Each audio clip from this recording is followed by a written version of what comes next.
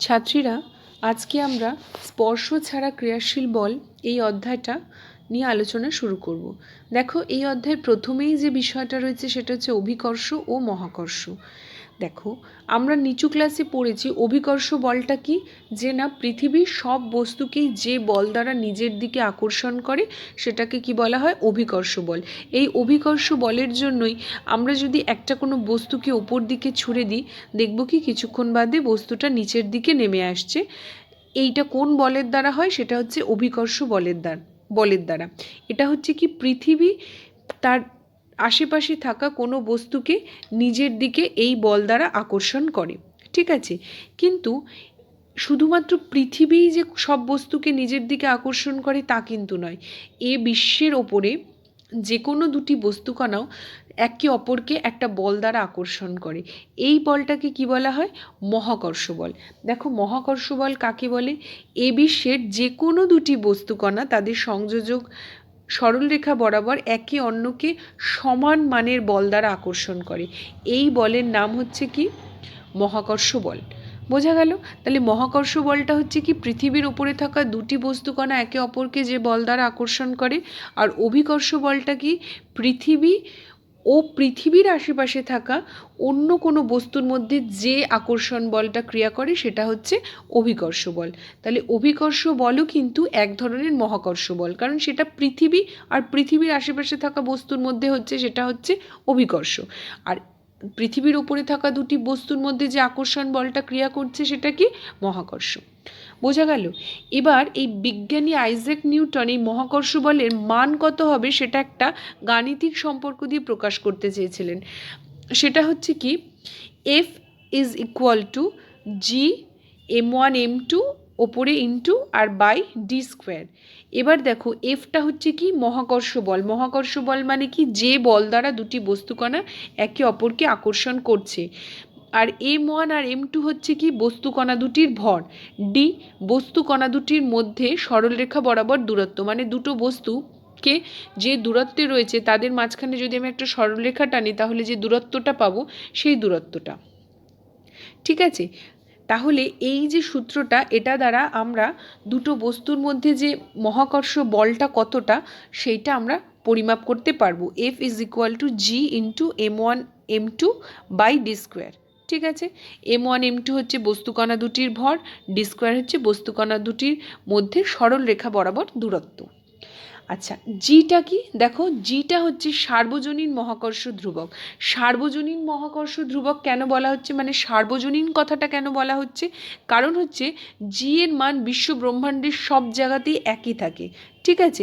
এই দুটো বস্তুকণা কি মাধ্যমে রয়েছে সেই মাধ্যমের ওপর জি এর মান নির্ভর করে না। তাই সব জায়গায় যেহেতু জি এর মান সমান একই থাকে, তাই জিটাকে কি বলা হচ্ছে, সার্বজনীন মহাকর্ষ ধ্রুবক।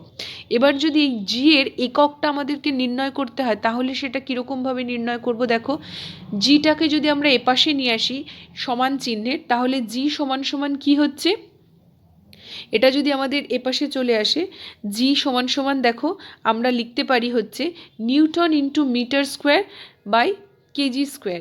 নিউটন হচ্ছে কিসের একক? এসআই পদ্ধতিতে বলের একক। মিটার স্কোয়ার হচ্ছে কিসের একক?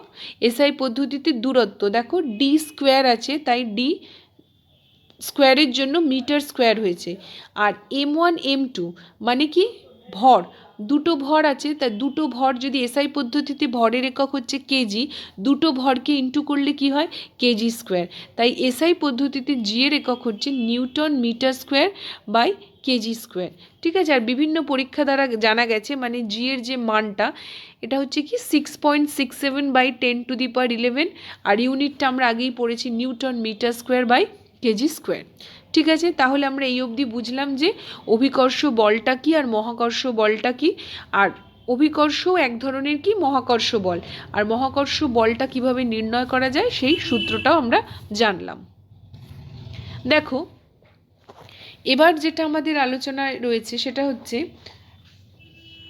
ধরা যাক বলছে এখানে, ধরা যাক m1 ও m2 ভরের দুটো বস্তুকণার মধ্যে দূরত্ব ডি এবং তারা পরস্পরকে এফ মহাকর্ষ বলে আকর্ষণ করছে।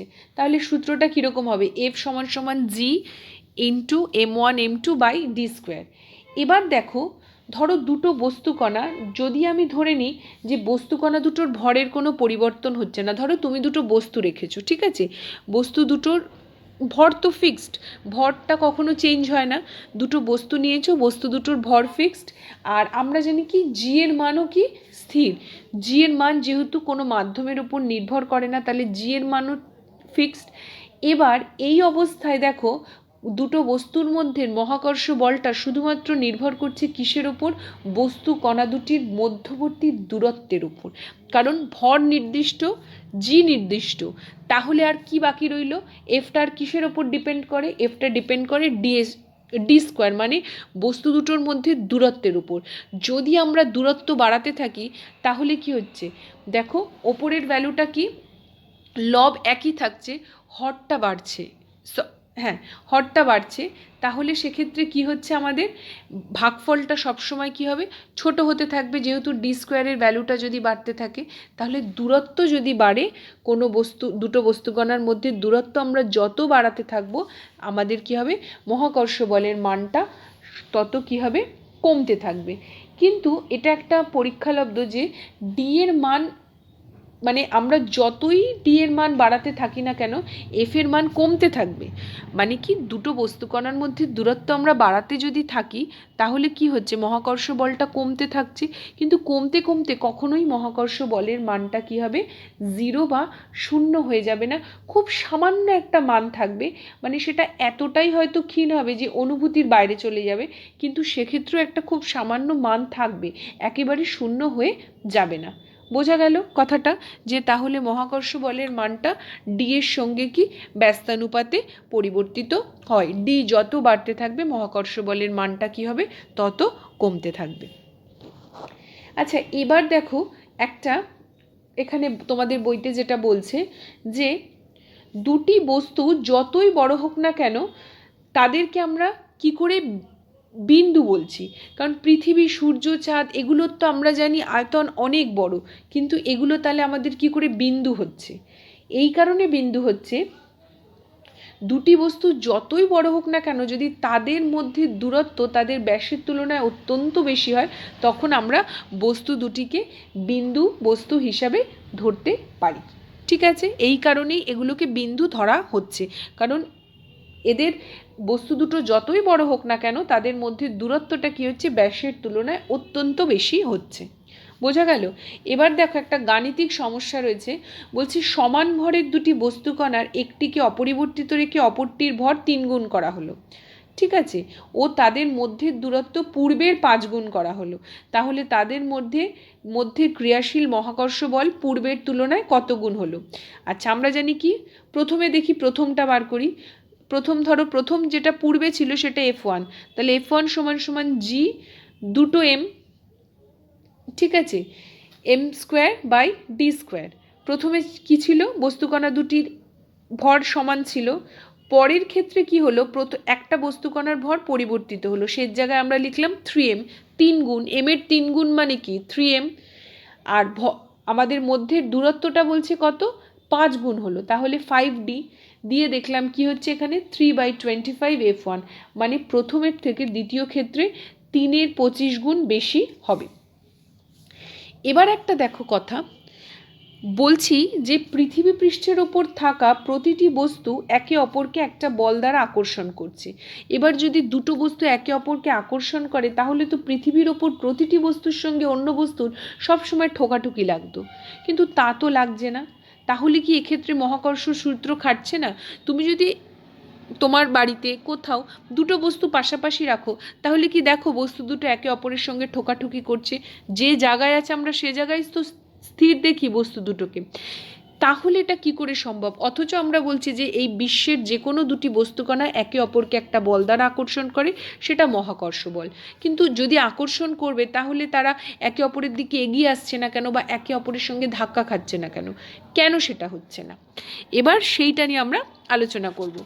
দেখো অ্যাকচুয়ালি ব্যাপারটা হচ্ছে কি, যে কোনো বস্তুকণাকে পৃথিবী একটা বল দ্বারা নিজের দিকে আকর্ষণ করছে, আর ওই বস্তুকণা হয়তো আরেকটা কোনো বস্তুকেও আকর্ষণ করছে, বা সেই বস্তুকণাটাকে অন্য কোনো বস্তুকণাও আকর্ষণ করছে।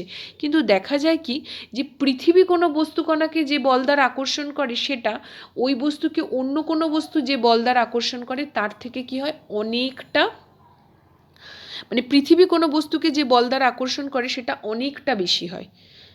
ঠিক আছে, এখানে দেখো এটা একটা গাণিতিক উদাহরণের মাধ্যমে বোঝানো হচ্ছে। বলছে এ ও বি দুটো বস্তু, 1 কেজি ভরের দুটি বস্তুকণা পৃথিবী পৃষ্ঠের ওপর পরস্পর থেকে 1 মিটার দূরে রয়েছে। তাহলে আমরা জানি M1-এর জায়গায় 1 লিখবো, M2-র জায়গায়ও 1 লিখবো। আর কত মিটার দূরত্বে রয়েছে বলছে, 1 মিটার, তাহলে সেখানেও আমরা কি লিখবো, 1 লিখবো। আর জি এর ভ্যালুটা আমরা জানি, সেখানে লিখলে যে আমরা একটা F1-এর ভ্যালু পেলাম, সেটা হচ্ছে কি দেখো 0.0000, মানে অনেক জিরোর পরে 667 নিউটন। এটা হচ্ছে দুটো বস্তুকণা যাদের ভর 1 কেজি, 1 মিটার দূরে রয়েছে, তারা একে অপরকে আকর্ষণ করছে। কিন্তু এই যে বস্তুকণা এ আর বি, এটা একে অপরকে যেমন একটা মহাকর্ষ বল দ্বারা আকর্ষণ করছে, তেমনি এই প্রতিটা বস্তুকে, মানে এ আর বিকে পৃথিবীও তো একটা নিজস্ব বল দ্বারা আকর্ষণ করছে, কারণ পৃথিবী তো সমস্ত বস্তুকে একটা বল দ্বারা আকর্ষণ করে। তাহলে সেই আকর্ষণ বলটার মান নির্ণয় করি। দেখো এফ ইজ ইকুয়াল টু কী হবে, F2 সমান সমান জি ইন্টু, এখানে যেহেতু একটা বস্তুকণা রয়েছে আর অন্যদিকে রয়েছে পৃথিবী, তাহলে M2টায় পৃথিবীর ভরটা আমাদের লিখতে হবে, বস্তুকণার ভর ইন্টু পৃথিবীর ভর, বাই কি দূরত্বটা কি, পৃথিবী কেন্দ্র থেকে আকর্ষণ করছে, তাই কেন্দ্র থেকে বস্তুকণার দূরত্ব। এবং দেখা যাচ্ছে যে এই ভ্যালুটা যেটা বেরোচ্ছে সেটা কি হচ্ছে, আগের তুলনায় অনেক বেশি। তাই দুটো বস্তুকণা একে অপরকে যে বল দ্বারা আকর্ষণ করছে, তার থেকে ওই বস্তুকণা দুটোকে পৃথিবী যে বল দ্বারা আকর্ষণ করছে সেটা অনেক বেশি। ফলে কি হচ্ছে, ও ওর জায়গা থেকে সরছে না, কারণ পৃথিবী কেন্দ্রের দিকে টানছে। আশপাশে যেই টানুক না কেন সেই বলটা অত্যন্ত কম হওয়ার দরুন কি হচ্ছে, বস্তুটা যে জায়গায় ছিল সেই জায়গায় স্থির হয়ে রয়েছে, জায়গা পরিবর্তন করছে না বা একে অপরের গায়ে লেগে পড়ছে না। মানে এখান থেকে আমরা বুঝলাম যে পৃথিবীর দ্বারা যে আকর্ষণ বলটা সেটা অনেক বেশি দেন যেটা অন্য কোনো বস্তু সেই বস্তুটাকে আকর্ষণ করছে। বোঝা গেল? মানে এর থেকে আমরা এটা বুঝতে পারি যে পৃথিবী পৃষ্ঠে থাকা 1 কেজি ভরের বস্তুকণা দুটিকে পৃথিবী যে পরিমাণ বল দিয়ে টানে, তার তুলনায় ওই দুটো বস্তু দুটোর মধ্যেকার যে পারস্পরিক আকর্ষণ বল সেটা এতটাই নগণ্য যে তার কোনো প্রভাব বাস্তবে পাওয়া যায় না। বোঝা গেল? এই কারণে কোনো বস্তু একে অপরের গায়ে ঠোকাঠুকি করে না, কিন্তু তাদের মধ্যে একটা আকর্ষণ বল অবশ্যই ক্রিয়া করে। এবার দেখো বলছে নিউটনের মহাকর্ষ সূত্র প্রয়োগ করে পৃথিবী পৃষ্ঠে থাকা একক ভরের বস্তুর উপর অভিকর্ষ বলের রাশিমালা নির্ণয় করা হচ্ছে। দেখো এফ সমান সমান আমরা কি জানি, জি M1 M2 by D square. এবার বলেছে কি পৃথিবী পৃষ্ঠে থাকা একক ভরের, তাহলে পৃথিবী পৃষ্ঠে থাকা একক ভরের একটা বস্তুকণা, তাহলে একটা হচ্ছে বস্তু পৃথিবী আর একটা বস্তু এক্ষেত্রে কি একক ভরের যে বস্তুটা পৃথিবীর, তাহলে এম আমরা সমান সমান পৃথিবীর ভর, একটা বস্তুকণার জায়গায় পৃথিবীর ভর লিখলাম সেটা হচ্ছে এম, আর একটা বস্তুকণা কি একক ভরের বস্তু মানে 1 লিখলাম, আর দূরত্বটা কি পৃথিবী তার কেন্দ্র থেকে টানছে, পৃষ্ঠে রয়েছে, তাহলে দূরত্বটা সেক্ষেত্রে কি হবে আর, মানে পৃথিবীর ব্যাসার্ধ। তাহলে এফ সমান সমান লিখতে পারি G M by R square. এই যে G M by R square একক ভরের ওপর পৃথিবীর এই যে অভিকর্ষ টানটাকে আমরা কি দিয়ে প্রকাশ করি, জি দ্বারা প্রকাশ করি। বোঝা গেল? এইটা হচ্ছে কি কোনো বস্তুকে, যে একক ভরের বস্তুকে পৃথিবী যে বল দ্বারা টানছে সেটাকে আমরা কি দ্বারা চিহ্নিত করছি, জি দ্বারা। তাহলে দেখো একক ভরের ওপর পৃথিবীর অভিকর্ষের টানকে জি দ্বারা চিহ্নিত করা হয়, আর স্মল জি সমান সমান কি big G big M by R square. G মানে হচ্ছে সার্বজনীন মহাকর্ষ ধ্রুবক, এম পৃথিবীর ভর, আর আর স্কোয়ার হচ্ছে পৃথিবীর ব্যাসার্ধ। এবার এম ভরের বস্তুর ওজনকে যদি ডব্লু বলা হয়, কারণ অভিকর্ষ বল দ্বারা পৃথিবী যে নিচের দিকে টানে আর বস্তুর ওজনটা কি সেটাই, অর্থাৎ ডব্লু সমান সমান জি বিগ জি, এম হচ্ছে পৃথিবীর ভর, স্মল এম হচ্ছে বস্তুর ভর বাই আর স্কোয়ার, এবং এইটা আবার G M by R square যেটা সেটা হচ্ছে স্মল জি, অর্থাৎ ডব্লু সমান সমান জি এম। ঠিক আছে? এবার দেখো যেটা আমরা আলোচনা করব সেটা হচ্ছে অভিকর্ষ ও মহাকর্ষের প্রভাবে গতি।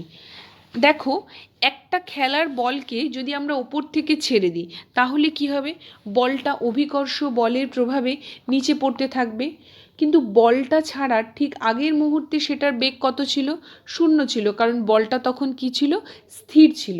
এবার বলটা যখন ছাড়া হলো কি হলো, বলটার বেগ দেখা যাচ্ছে সময়ের সঙ্গে সঙ্গে বৃদ্ধি পাচ্ছে। সময়ের সঙ্গে বেগ বৃদ্ধি, এটাকে কি বলা হয়, ত্বরণ। তার মানে কি হচ্ছে, বলটা যখন আমরা নিচের দিকে ছাড়ছি তখন অভিকর্ষ টানের জন্য, মানে যে টানের জন্য বলটা নিচের দিকে পড়ছে সেই টানের কারণে কি হচ্ছে, বস্তুতে এক ধরনের ত্বরণ সৃষ্টি হচ্ছে। আর এই যে ত্বরণ, এটাকে কি বলা হয়, অভিকর্ষজ ত্বরণ। বোঝা গেল, একটা বস্তুকে যখন আমরা ওপর থেকে নিচের দিকে ছাড়ি, অভিকর্ষ টানের ফলে অবাধে পতনশীল বস্তুতে যে ত্বরণের সৃষ্টি হয় সেটাকে কি বলা হয়, অভিকর্ষজ ত্বরণ। এবার নিউটনের দ্বিতীয় গতিসূত্র থেকে আমরা জানি, বা নিউটনের গতিসূত্র থেকে আমরা জানি, F is equal to M A. F মানে হচ্ছে বস্তুর ভর, এফ মানে হচ্ছে বল, এম মানে হচ্ছে ভর, আর এ মানে হচ্ছে ত্বরণ। তাহলে দেখো F is equal to M A. আবার আমরা জানি কোনো বস্তু এম ভরের বস্তুর উপর অভিকর্ষ বলটা কত, আমরা আগেই পড়লাম, জি স্মল এম হচ্ছে বস্তুর ভর, বিগ এম হচ্ছে পৃথিবীর ভর বাই আর স্কোয়ার। এবার এই দুটো ইকুয়েশনকে যদি, এই দুটোকে যদি সমান করে লিখি তাহলে এ সমান সমান কী পাচ্ছি, G big M by R square.